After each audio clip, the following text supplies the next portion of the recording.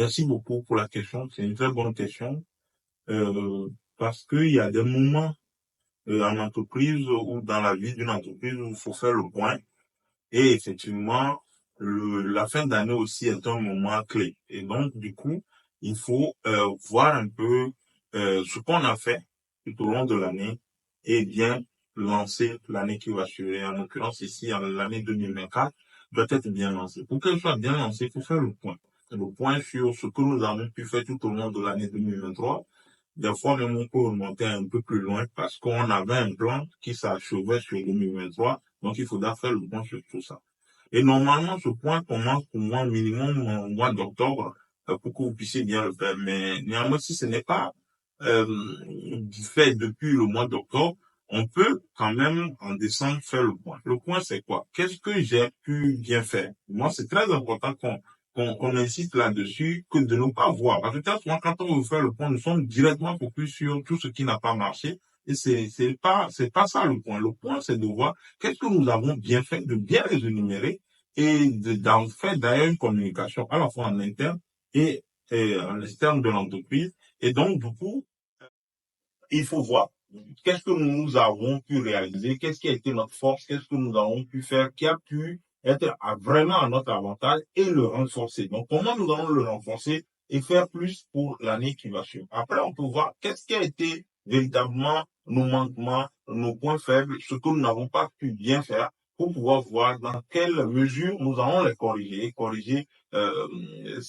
ces manquements que nous avons eus qui n'ont pas été bien. Encore une fois, je parle par rapport aux clients internes et aux clients externes. Et je parle par rapport au processus, je parle par rapport au management, par rapport au leadership, par rapport aux réalisations, par rapport aux activités dans les détails. Et ça, ce n'est pas une question d'évoluer qu'aux jeunes entrepreneurs. C'est une question et des jeunes entrepreneurs et des chefs d'entreprise et même des grands patrons parce que le bilan, tout le monde doit le faire.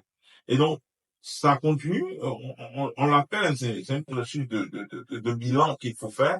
Même pour le faire un peu plus simplement, on peut faire ce qu'on appelle le SWOT. Là, j'ai parlé des forces et des faiblesses. On peut continuer avec l'opportunité.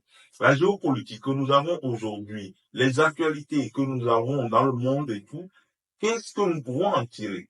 Quelles sont les opportunités, les difficultés, les plaintes, les constats, les besoins que nous avons pu identifier dans l'environnement qui sont durables? Est-ce que nous pouvons les adresser? Est-ce que nous pouvons les traiter? Et ça devient des opportunités. Et donc, quand il y a les opportunités, il y a ce que nous appelons les risques et les menaces. Et donc, il faut aussi les observer de très près pour que nous puissions les anticiper. Ça, c'est très important d'identifier les menaces aussi parce que nous ne sommes pas seuls dans l'environnement, l'entreprise n'est pas seule dans l'environnement. Il y a d'autres entreprises aussi qui se battent pour pouvoir faire mieux. Il y a même d'autres événements, d'autres effets qui n'ont forcément rien, pas forcément de lien avec les entreprises, mais qui ont des liens avec d'autres éléments de l'écosystème dans lequel l'entreprise évolue. Donc, c'est très important que le patron puisse faire le point. Le point, c'est fait à la fois pour l'entreprise, mais lui-même aussi, il doit faire un point sur lui par rapport à sa vision, par rapport à son leadership, par rapport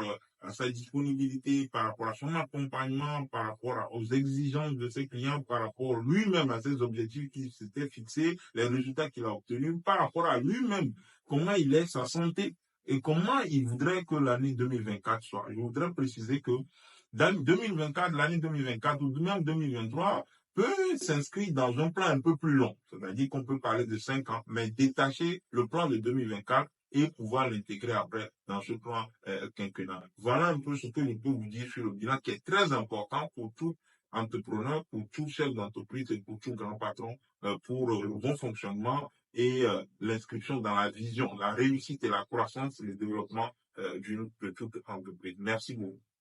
Merci.